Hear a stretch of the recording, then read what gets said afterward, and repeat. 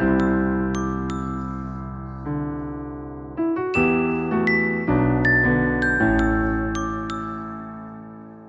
everyone. I'm Neal Katyal, and this is The New Normal, a digital salon where we talk about life in the age of COVID-19. And today, in honor of Father's Day, we're talking about fatherhood and about creativity and getting on with our work when coronavirus is present. And we are joined by two of my favorite people in the world. Mike Birbiglia is one of the most brilliant comedians of our age.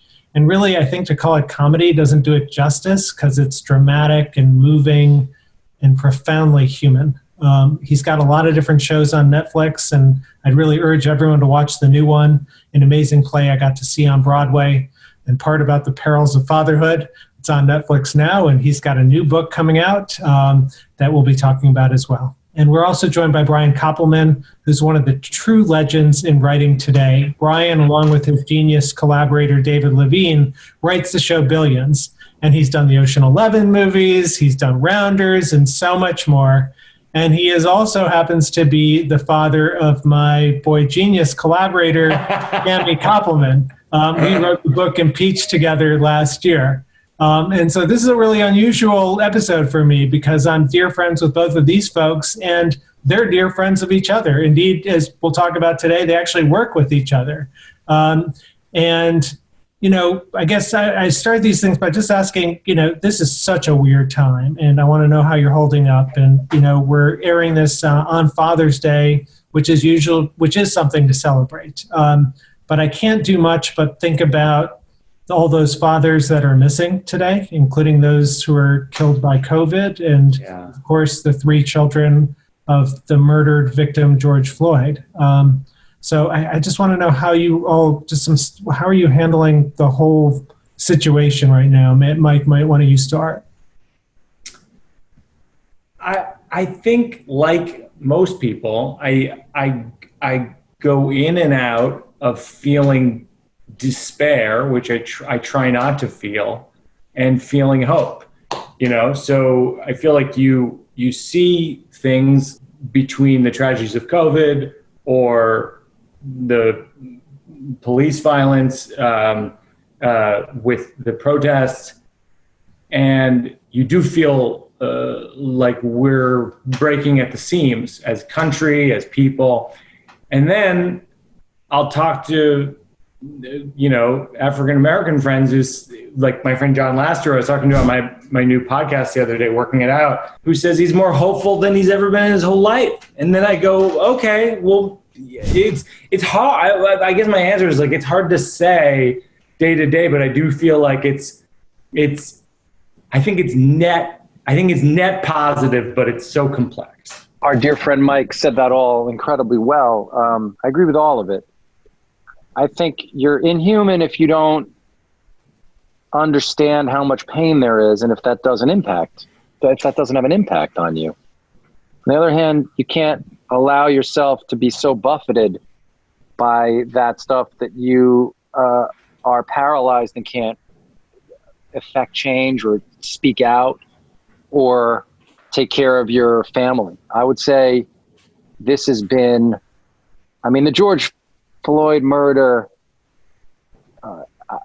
is so monstrous, and then it immediately leads a sentient person to play back all of the horrific things that have been done by law enforcement to Black people, or crimes intentionally not solved that were against Black people, and you can spin all the way out. You can find hope, as Mike has been talking to his friends, where perhaps this finally leads to some kind of meaningful change. And it's hard not to engage in what feel like platitudes, because we're a bunch of successful white guys, older white guys who've had the ability to sort of float. Well, you're not white, Neal, but you're very successful in male. You're very successful in male. You're very successful in male. And no, but and it's easy for someone like me to float above. I'll just say myself, because my route to becoming successful was unimpeded by so many things that stop so many people. And this is a time where you see the disparity even in who's dying from COVID and who's not. And you realize the whole structure is built to benefit people like me and Mike and you to a lot of extent. And you have to own that if you're us.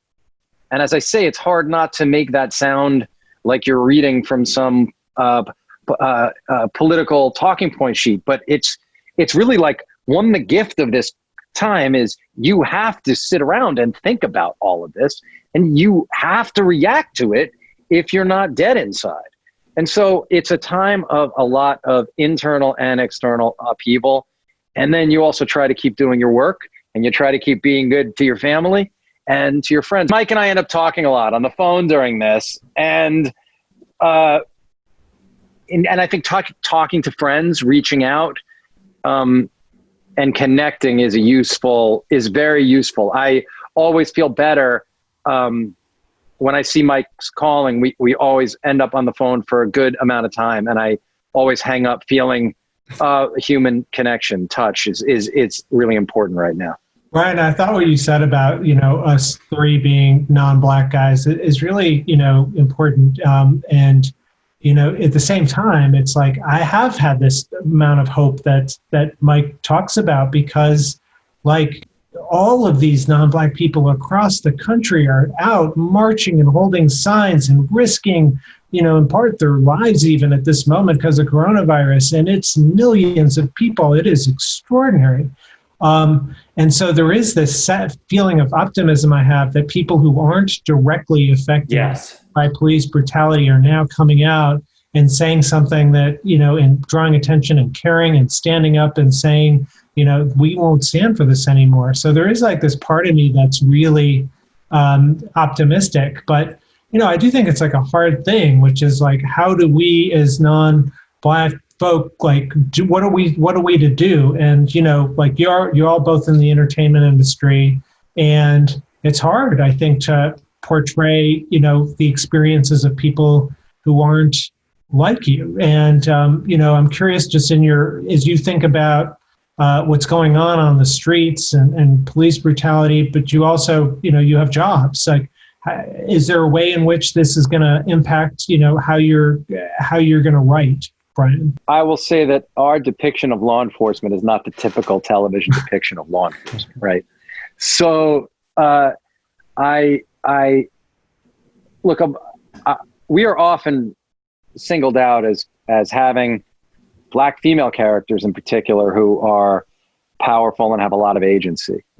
And yeah, you want to always do better. The answer to your question is you always want to be more, our show doesn't take place, it takes place in a world adjacent to the real world. We've already finished, half of this season. We've written the rest of this. And in season 6, if you're adjacent to the real world, I think it's hard not to grapple with what's going on.